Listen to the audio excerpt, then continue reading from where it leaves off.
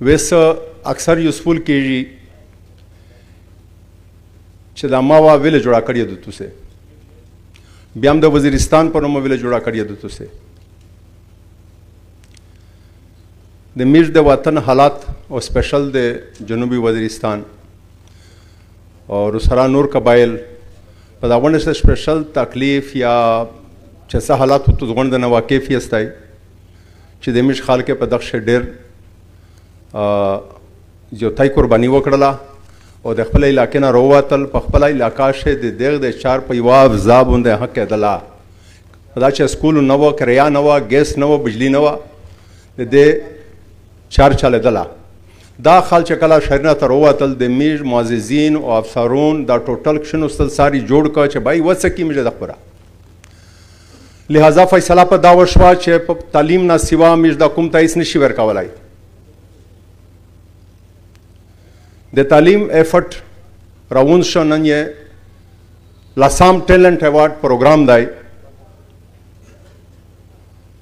دا پروګرام چې میش کوي دغه هم مطلب وي د پروګرامې د واجه دغه ټوټل ماوا چې د پوسا کیم سړی دی دا لاس وته مړاوي خو دا د دغه پروګرامې په واجه باندې د میش سره کوم جوړاو شو ولنټیر جوړاو شول چې ولنټیر نه وي یوه چاره نه کېږي په دا باندې زه د ولنټیر هم ډېر شکر ګزار یم بنیاد د تعلیم میش ته دا پرابلم جوړ شو چې میش سوچ په کړی و چې کوم خلک په شهر نه شابود شو هغې خپله ګډه نشوه سوتلی کرایه نشوه برداشت کولی په بچي ښه تعلیم کولی نه شو هېڅ ذریعه نه وه ورسره د هغې بچونه دوه نقصانونه وي چې یو خو تعلیم نه دی بهر کېده بل تو صرف دم د سوچ وکړې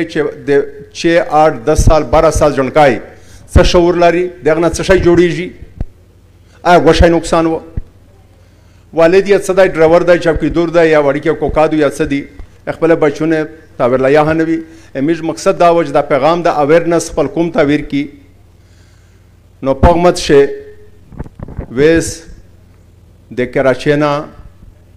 یا ډی خان نه د ساوت وزیرستان نه د ټانک نه په مختلف سکولونه پرایویټ شه میرویس مفتی صاحب چې 2000 کسان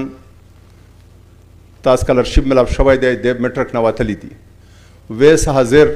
1700 کسان دي زه دا خبره چې کوم دغه مقصد مې دا و چې ما وایو پلیټفارم دی دلته چې څوره نوسیستی په دغه هر سړي باندې دغه فرض دو چې دا خپل رشته دار او پړوس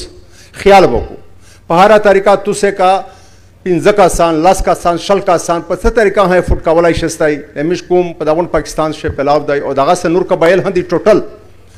هر سړی ته حق ته چې د خپل قوم د بچونه مستقبل پورا کوشش وکړو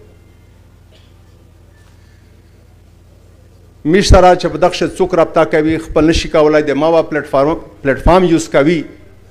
میر اخته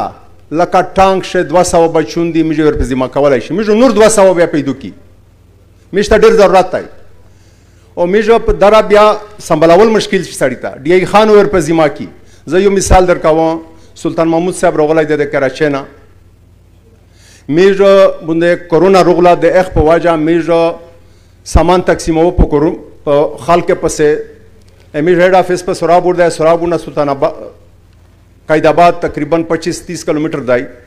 میرا په لارې شه سامان یو واټ واته د ګودام میج یوز کا چې ګودام یوز کا په رمضان شریف شه د وړ کې بل چې خلې په مته وي ینګ دي ځوانون دي سلطان محمود صاحب اخته ګودام ورکا چې د حالات نه خبر شو د آفس روکو د آفس نه چې 65 څورا وړ کوي تقریبا 300 کسان د هغه منیجمنت د آفس نه کېدو دا خبره په دغه کوم چې تاسو ته سلیل راستای درې کوله د سلطان محمود میش چک کړلی ویز د زمارو خو وخاسته چې دا وړ کې زه فوټ کوم د فیستوس مارو لاجستای دا مې تاسو ته یو مثال درکم مو ریکوست دی چې په ستاري کوم د تاسو وخپل کوم ته